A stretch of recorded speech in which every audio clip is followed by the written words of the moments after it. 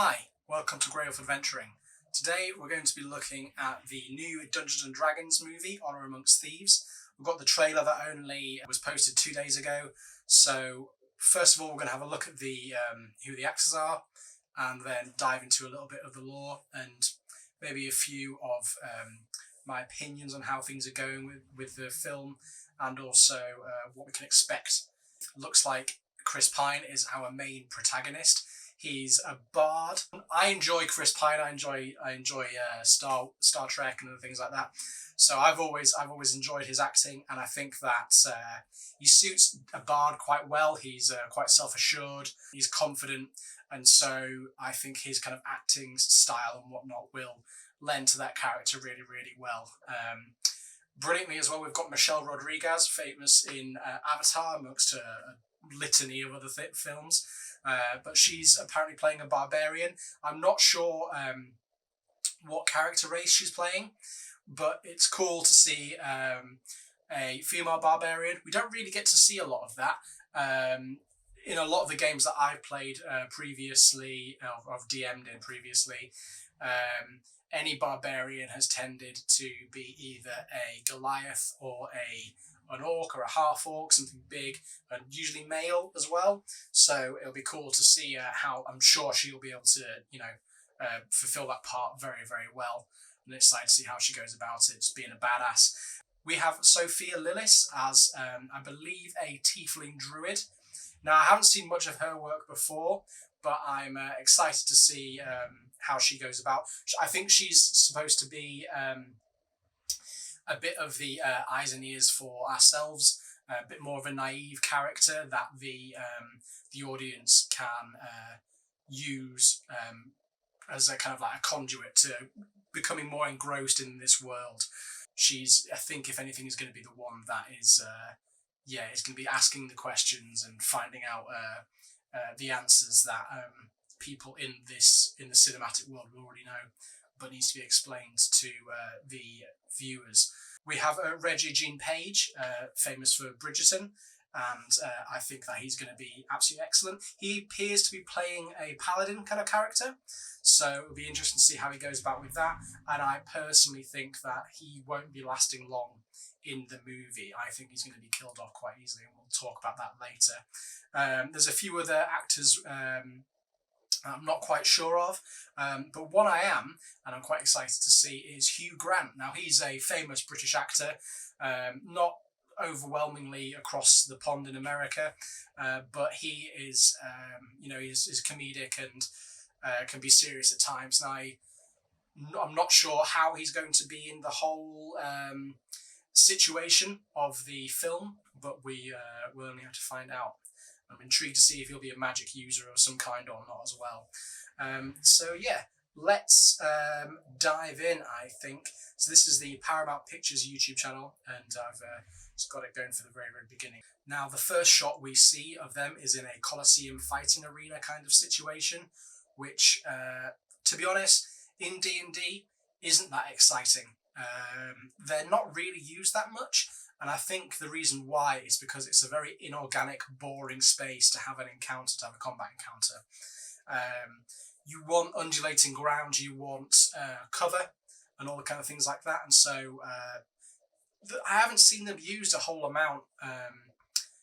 But again, this is how we meet the cinematic qualities and reaches the mechanics and the lore of D&D. So I'm excited to see how this goes around. So as we start, fighting arena, and then immediately we have a displacer beast. Now, a displacer beast could be mistaken for a panther of some description or other. Apart from it has huge tentacle kind of weird things coming out of its back. Again, this is just it's a nod to the absolute plethora of D&D characters that are around in the game. And I'm imagining is put there because it's exciting for people that don't necessarily know much about D&D, but they're being shown some really, really interesting and creative creatures, and that's brilliant as well. And they appear to be jumping into a gelatinous cube. Not sure if that's true or not, but I think it's exciting, and it's already showing like the world of D&D and all that occupies it. We've got a magic helmet there. I love a helmet, I'm going to be honest with you. They're not really used in D&D that much because you already have your armor class, and that generally just kind of talks about everything from the neck down. I think when you get full plate mail, you get a helmet as well, which puts your armor class pretty high. But I wish helmets were used just kind of a general, more as an item. I think you should take some kind of a perception minus. You know, your perception should be lessened so whilst you're wearing a helmet.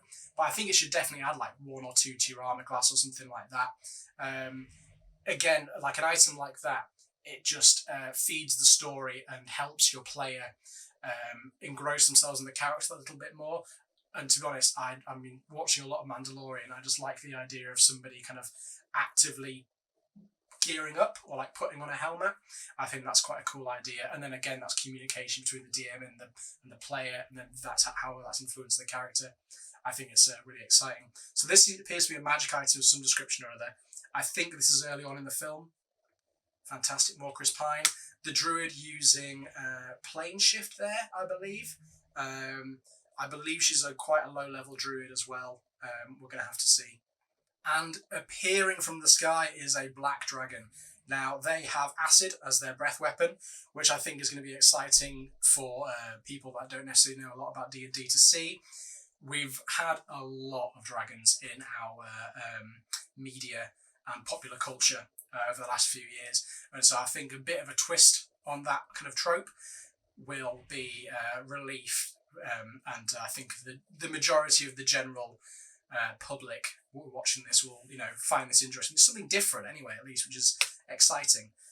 And we have a fireball crashing down on something. Dungeons and Dragons, Honor Amongst Thieves. That is possibly Waterdeep, the city behind the ship. And if we can use contextual clues, there's a Colosseum here that I think is the Colosseum that they'll end up in.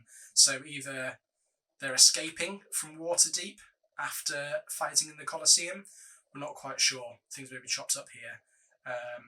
But either way, absolutely lovely, lovely representation of that city in Dungeons and Dragons. It could be Candlekeep as well. I mean, it's a city, so probably not. Anyway, moving on. And there we have they're in the marketplace. Again, marketplace is quintessential for all your fantasy adventuring needs. Where else are you going to steal your players' loot from pickpocketing? And that's the way you really, really mess with them. Dragon in the background as well. Interesting. So, possibly in the Underdark here, we're not quite sure. There's some dwarvish-esque statues. Rege-Jean Page leading the party here as the paladin. Let's continue on. So here is the magic item that they stole. It's the helmet. So I'm not sure if that is going to be the MacGuffin or like the main focal point of the film. We're not quite sure. We see somebody using it anyway. More of Waterdeep. More of a big scary dragon. And I like this as well because you see that the dragon melts a siege weapon and that fires it off. So there's a big kind of chaotic recompense from this dragon melting the siege equipment with its acid. Now, what do we have here? This looks like the Giant's Causeway in the north of Ireland. They've been filming a lot of fantasy epics there, obviously Game of Thrones. And so, it doesn't surprise me that they're using this as a location. It's a beautiful, beautiful magical land. And there appears to be a kind of a shipwreck at the bottom here as well. Lots of running and escaping. And this looks to be a magic item of some description or other. Now, this character I've seen is with the rest of the party as well. Now, to me, they look like possibly some kind of a necromancer or something like that. But you need an edgy character in every single one of your D&D parties, because what's the point of doing that if not? It adds an interesting dynamic to the group. and makes things a little bit more interesting. You need that friction sometimes in a D&D party for the stakes to be raised that little bit more.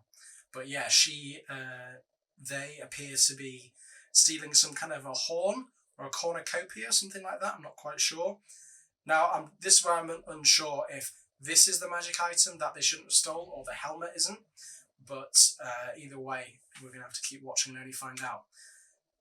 More Chris Pine. Now, this character, obviously evil. They're bald, very, very pale, and have scary red robes. And they seem to have this horn of some description or other, this magical horn.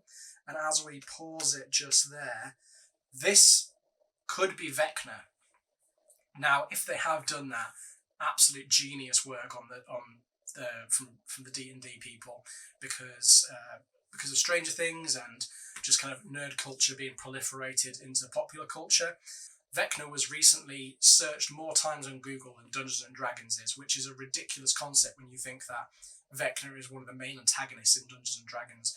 So it just shows how this proliferation and this use of D&D in Stranger Things specifically has brought people to the game and put that information out there. So if they have done that, genius. I like a lot of this so far. I'm loving the aesthetics. I think that there may be some kind of betrayal from this character we just saw, the pale-faced one, and this, I think they may be a subordinate of this guy. We'll have to see. Amazing work though, lots. Oh, and then stopping arrows with some kind of a spell. I'm not sure what that is. We've got the barbarian doing their thing. Fantastic, scary, scary locations with giant spiders wandering through. Figure it out over a drink? Probably best. Tavern, again, quintessential D&D trope, and very necessary. You want to have your players relaxed and be able to have a conversation around a table just like they would be in game. Now, this is Icewind Dale. We see this in a lot of other media. I think there's a lot of books that are based in Icewind Dale from D&D. Famously, I'm trying to remember his name now, Drizzt something or other, a dark elf ranger, has a series of books set in this location. Now, one of the more recent campaign settings that Wizards of the Coast has published is Icewind Dale, Rime of the Frost Maiden. So this will be the same location as this shot here, and I think that's really exciting for new players, because odds are is that they'll probably be playing this campaign, and it's a reward to people that have more recently got into it or bought this campaign setting. So we can see a visual representation of what Icewind Dale is, and I think that's really, really cool. Amazing scenery as well. More being marched somewhere. Awesome combat. More of the Underdark and magic items. Boom. What do we have here? What do we have here?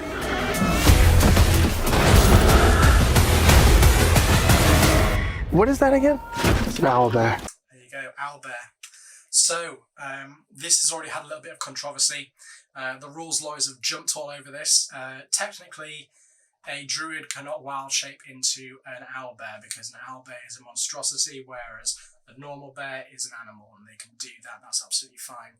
Little did the rules lawyers really contemplate the idea that at 17th level, a druid can shapeshift into an owlbear if they wanted to. But more specifically, and this gets to the core of like why people are talking about this, I think really, that, hey, guess what? It's a game where you have fun with your friends. And if you are a DM that's working against your players, then stop, please. Please stop. This is a perfect example of working cooperation in this D&D game that we're watching. There's probably been a situation where the druid goes, oh, well, I want to change it to an owlbear. And people go, oh, well, no, you can't. It's not allowed. It's not allowed. It's like, of course it's allowed. ultimately, at the end of the day, as a DM, you should be rewarding your players for inventive and taking initiative and ingratiating themselves into the world and the game which you're creating. And so, if somebody decides they want to transfer into an owlbear, as long as it isn't a game-breaking situation, bloody let them. I think that should be the main focus of any DM. You're there to facilitate the players and their fun. You're not there to stand in their way and make it an arduous situation. Anyway, let's continue. Badass. Absolutely badass.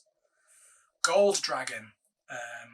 There. That looks very similar as well to the dragon that was in the marketplace earlier. So something's going on there. There's a lot of creatures and a lot of lore that has been shoved into this film, and I think that's brilliant. It's the smartest way to go about making people excited for this movie. More plane shifting, Underdark. I wonder if they're supposed to be dark elves or something. They don't look like dark elves.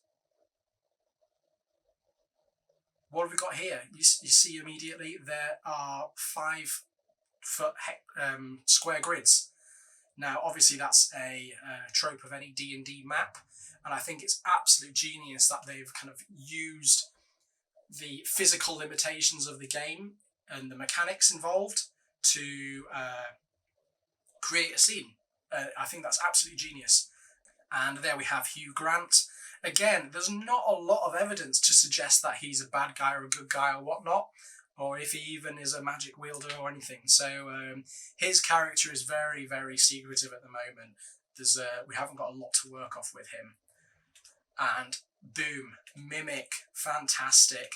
Now, Mimics are an incredible D&D trope, and Monster absolutely love them. They are a throwback to earlier editions, I believe, but their effect, the effect they can have on a adventuring party is brilliant. If you ever want to make your players terrified of inanimate objects, a Mimic is the way to go. Now, this is a treasure chest Mimic, which usually finds itself in dungeons and other hoards and piles of loot and whatnot.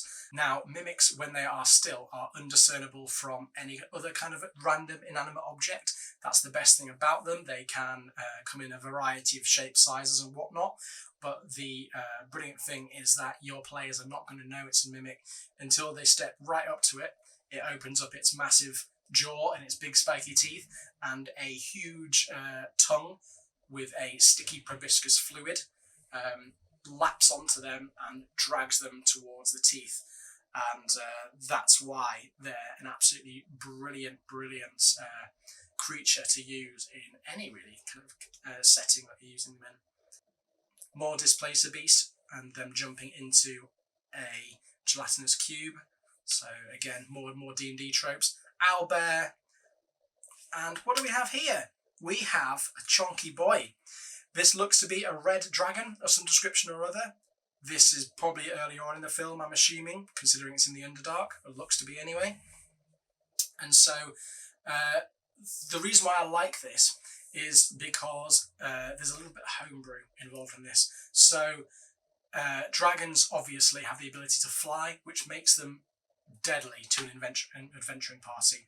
Now, this dragon here has obviously enjoyed so much of his hoard and abundance and lovely, tasty adventurers to feast on that they've got quite big, got to become a chunk, and so that adds another element into the encounter which they're experiencing. This kind of thing is what I would really recommend to DMs if you want to make your encounters and your sessions memorable, is give things a little bit of a twist. So as you can see here, he obviously can't fly, he can barely move, but is still unbelievably deadly. This will be remembered. If you just pluck a random monster from the monster manual and put it in front of your players, it will never be a memorable encounter to the point of where you personalise it just a tiny bit, even if it's just changing a few stat blocks or doing something like this, so making their movement very slow. It makes things more memorable and adds just a little bit of authenticity. Not everything is cookie cutter. You know, it's not exactly how it came out of the box. You've morphed it and changed it into something more memorable and more interesting. Sliding down, fantastic. And someone is saving him, about to stab that dragon. Not sure who though. What is it exactly that you bring to this? I'm a planner. I make plans. You've already made the plan, so If the existing plan fails, I make a new plan. you make plans that fail. No, He also plays the lute. not relevant. Now this scene here, out of context, I don't really like. It reminds me of those kind of quippy Marvel moments we've been experiencing more and more. And to be honest with me, that it takes me out of the film. I don't know what it does to you, but I feel that those moments can undermine the situation which you're in. If the characters are not feeling the gravitas of the situation, neither will the viewers. I think in context and in the film, this will be a lot more palatable.